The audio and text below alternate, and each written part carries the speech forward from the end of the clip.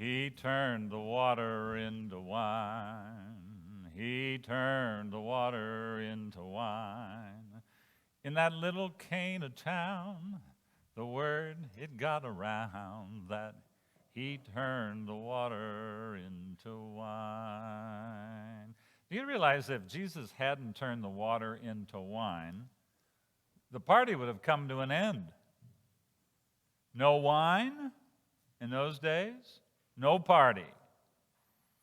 No wine, all the guests who have traveled a long distance, perhaps by foot, pack up and head back home.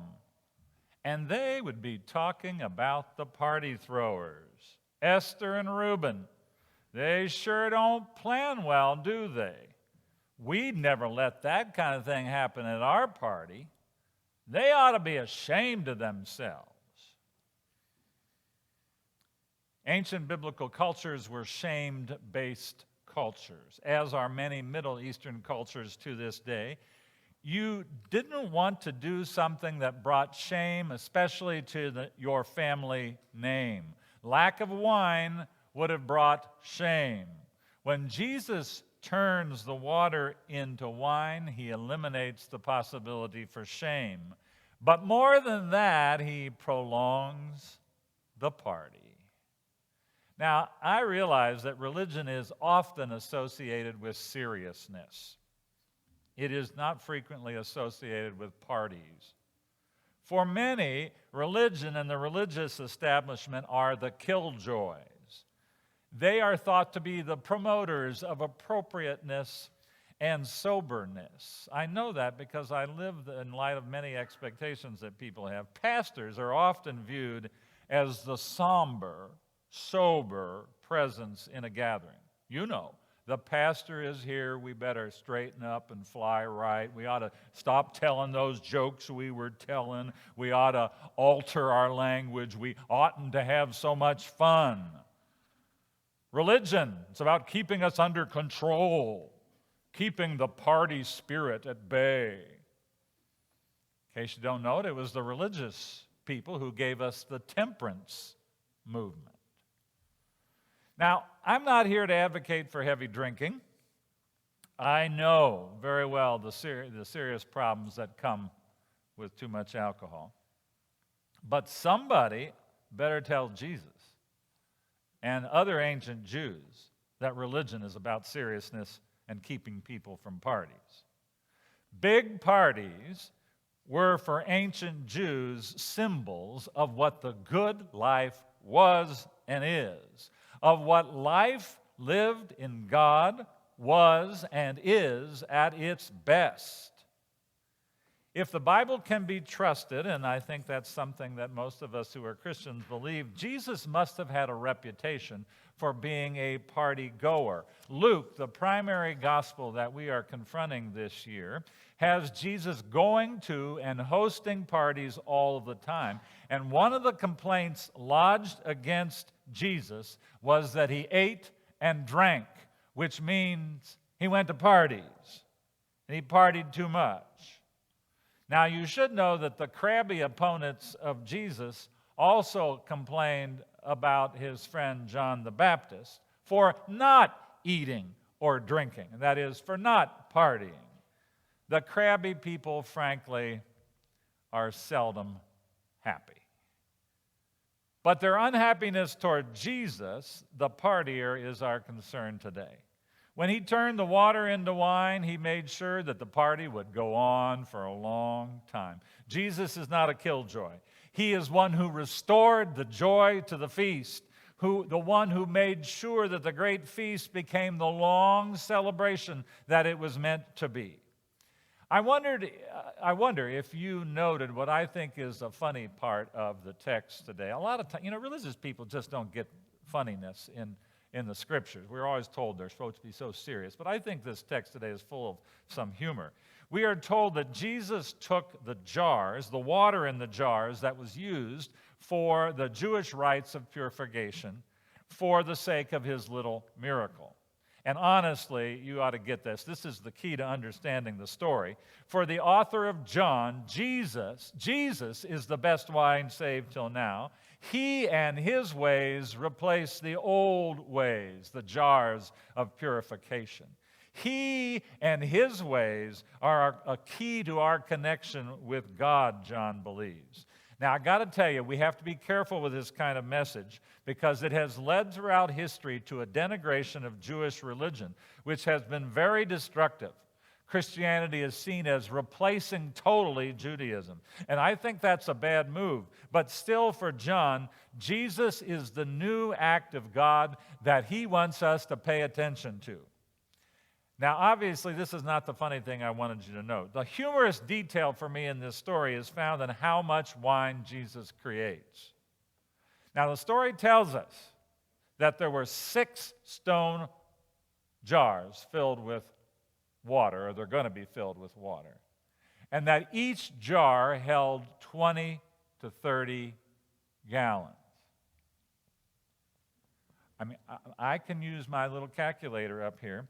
And I don't know, I think I passed 3rd grade math, but I think 6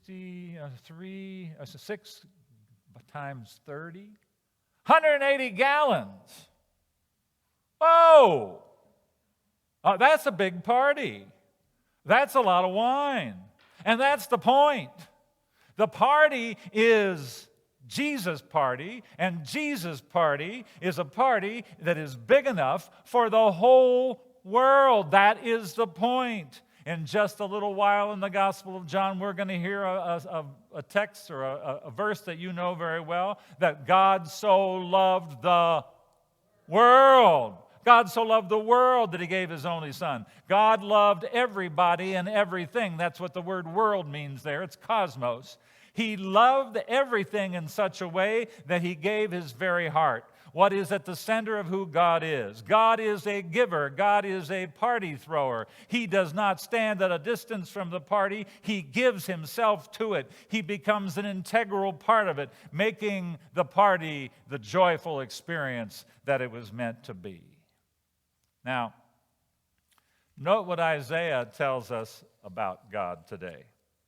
The prophet Isaiah says, "For as a young man marries a young woman, so shall your builder marry you. And as the bridegroom rejoices over the bride, so shall your God rejoice over you." God in this text is said to be marrying his people, and he's said to be throwing a party for them. No longer Jerusalem shall you be termed forsaken, and your land desolate, but you shall be called, my delight is in her, and your land married. In the Hebrew, by the way, it's Beulah. I don't find that a particularly beautiful name, but in the Hebrew, I think it was meant to be beautiful. Married. Jerusalem will receive a new name because she has a new identity, because God is throwing a party for her. Now, I have to say that the people who are receiving this message probably were folks who weren't particularly interested in partying. They are exiles who have returned to their people's favorite city, their holy city. They've gone back home to Jerusalem. And going back home wasn't all that it was cracked up to be. Maybe some of you can relate to that once in a while. Going back home wasn't all that it was meant to be or what they thought it would be. Why? Jerusalem was a mess. The temple had been destroyed, as had been many other buildings. And the exiles have to wonder, why in the heck did they come home in the first place? And it is to people in that kind of situation that the prophet speaks. On their behalf, he advocates, for Zion's sake, I will not keep silent. For Jerusalem's sake, I will not rest. In other words, I'm going to keep talking, the prophet is saying. I'm going to keep proclaiming, keep working until Jerusalem becomes what it ought to be. I'm going to keep bugging God until Jerusalem becomes a jewel for the nations to admire. For I am convinced, the prophet is saying, that God is in love with God's people, that while it feels that God had left town like the exiles, he's back home to marry his people, back home to prepare a big feast for them. The party that God is throwing for the world is big enough to include people who don't feel like partying. And many of us are in that category these days. We don't feel like partying. Some of us are depressed. Some of us are despairing. Some of us are increasingly cynical. And by the way, all of those responses are perfectly understandable. These are tough days. Personal health struggles, social ills, COVID, global climate change are causing many of us to say, what's the point? What difference can I make? Why even laugh? Why even hope? Why even party? The world, it looks like a devastated Jerusalem. But the prophets won't give up. The prophet won't keep silent. The prophet will continue to speak until Jerusalem's vindication shines out like the dawn. The prophet knows the party-throwing God. The prophet knows the joy that is to be discovered in the one who creates, in the wild spirit who hovers over the water of chaos and brings forth life. The prophet knows the one who playfully forms not only land and the sun and the moon, but also sea monsters and also human beings, men and women. These human beings, we are told, God says, are very good. They are worth celebrating. They are worth partying with and for. And the prophet also knows the one who is disgusted by the seriousness of oppression and slavery. He knows the one who sets free, who leads from despairing, depressing, and cynical causing bondage into the spontaneous and joyous promised land of freedom. The prophet also knows the story of those who gather year after year after year with food and wine and deep joy to remember this freedom-loving, producing God. The prophet knows a bigger story, a story bigger and deeper and more eternal than the one that the current data on the ground seems to want to tell. And I suspect that the Gospel of John, the writer of John, also knew such a story as well. In today's reading, he begins the text with this: on the third day. Now, those who were initially reading this or having it or hearing it would automatically think of what else happened on the third day: the resurrection of Jesus. The story of Jesus changing the water into wine is a story about what life looks like in light of resurrection. Resurrection means restored joy. Resurrection means a prolonged party, a party that will never end because the party belongs to the eternal, is thrown by God Himself. Now, I know these are tough days. I know it very well. And as for me, one who really likes parties, they are especially tough because we can't go to them or host them. But don't give up or don't give in. These are still days of joy. Even in the midst of the challenges, bread and wine are being placed into our hands and being consumed by our bodies to reassure us that God is still throwing a party for us. Hidden in ordinary elements and by means of a story of death and suffering, the God of the party is trying to get through to us. He turned the water into wine. He turned the water into wine. In that little Cana town, the word went all around. He turned the water into wine. In that little Cana town, in this ordinary Muskegon little town, in your little lives, the party is still being thrown, and it's God's party. A party that restores the joy we thought was gone.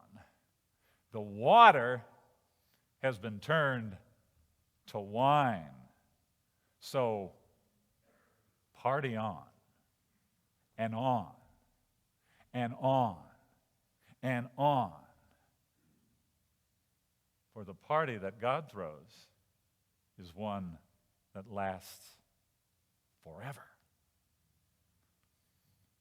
Amen.